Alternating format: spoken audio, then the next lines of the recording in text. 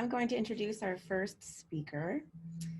We're going to talk lavender with Terry Gorton Vesci from Pine Creek Lavendar Farm. She's going to talk about lavender.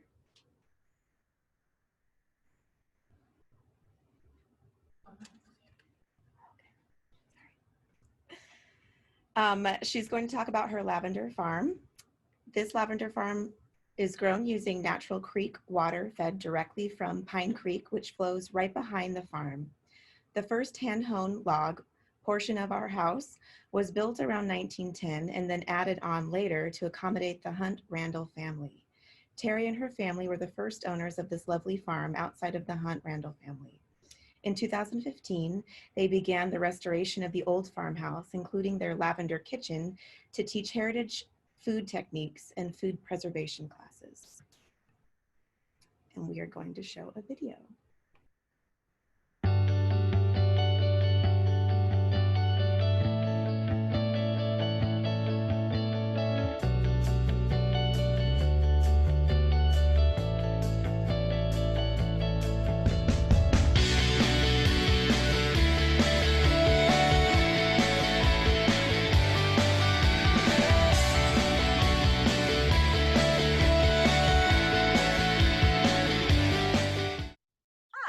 Terry Gorton Vesci, and you're here at Pine Creek Lavendar Farm in Pine, Arizona.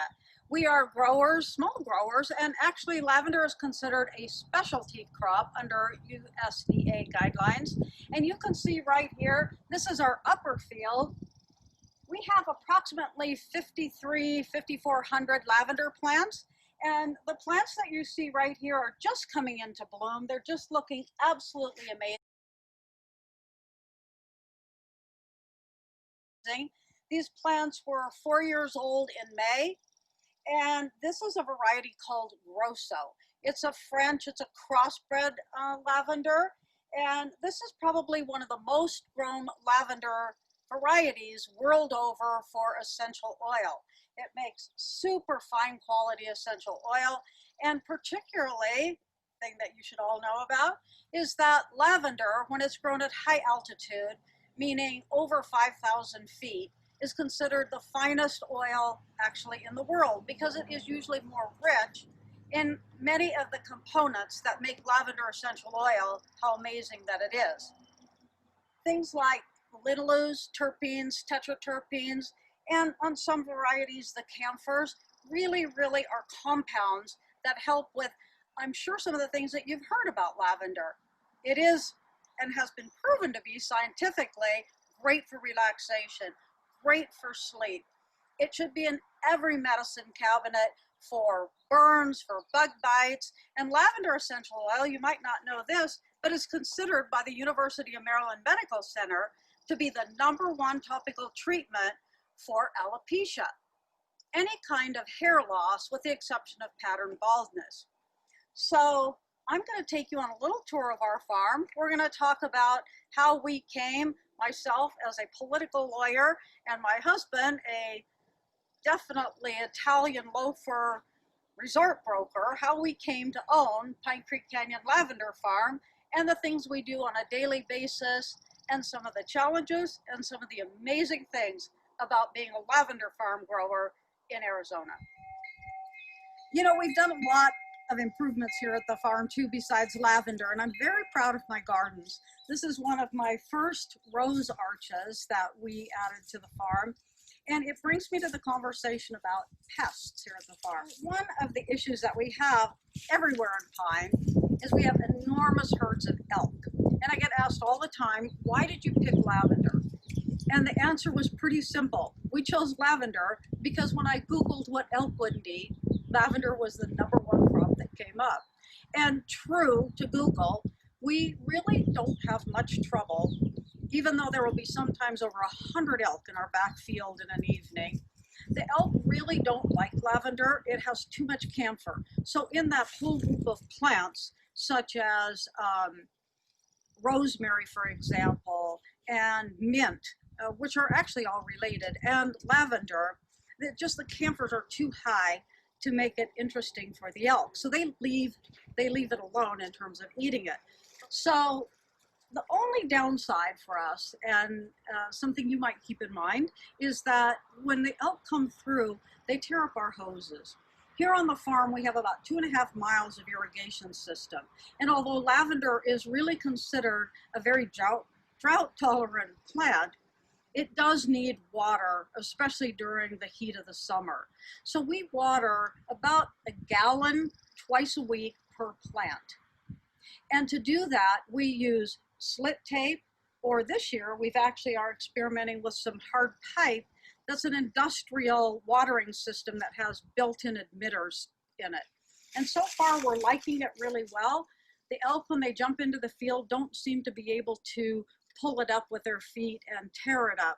We have been replacing those 2.5 miles of drip tape, slit tape every year. So we're going to see how this is going to work out. The other thing about lavender that's really, really interesting is that the gophers don't like it.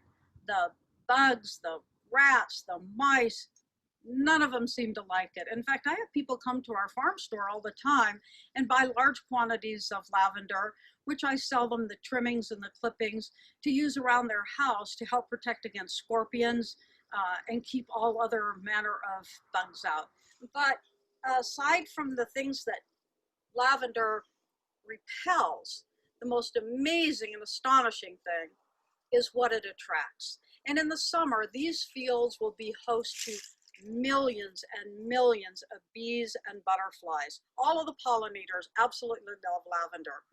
In fact, we had a visiting professor from the Arizona State University came up because she wanted to get a sampling of, not kill them or anything, but look at them and take a sampling of all of the variety of bees. And she said we have 7 varieties of bees who come and visit our fields all summer long, as well as she couldn't even count the number of butterflies. And we have, quite frankly, a number of rare butterflies, she told us, and bees that are having a lot of trouble staying alive in the world today are all finding our lavender fields great places to come live and raise their families. So we're really proud of what she had to tell us about that.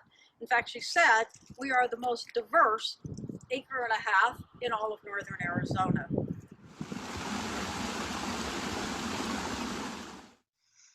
So we go through a lot of water every week between our gardens and certainly our 5,300 lavender plants. And this is kind of the brain center of our watering system. We're fortunate enough to have actually irrigation rights from Pine Creek.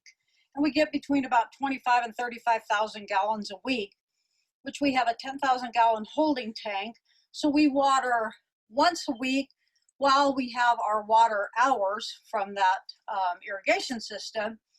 And the second watering during the week comes from that 10,000 gallon storage tank. But this is where all the water comes through.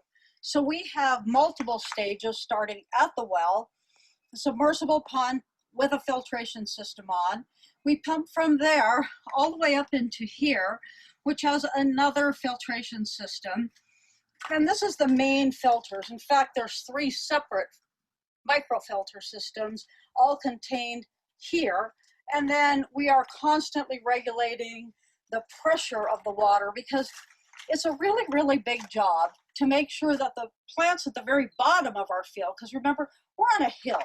So developing the right watering systems was a much more difficult task than saying we're going to do something like big sprinklers out there, because we have to make sure that the fall we're compensating for the pressure so that all the water isn't going down to the bottom of the field and droughting the plants at the top, or as lavender is very sensitive to overwatering, we had to make sure that we didn't drown those plants and rot the roots at the bottom of the field.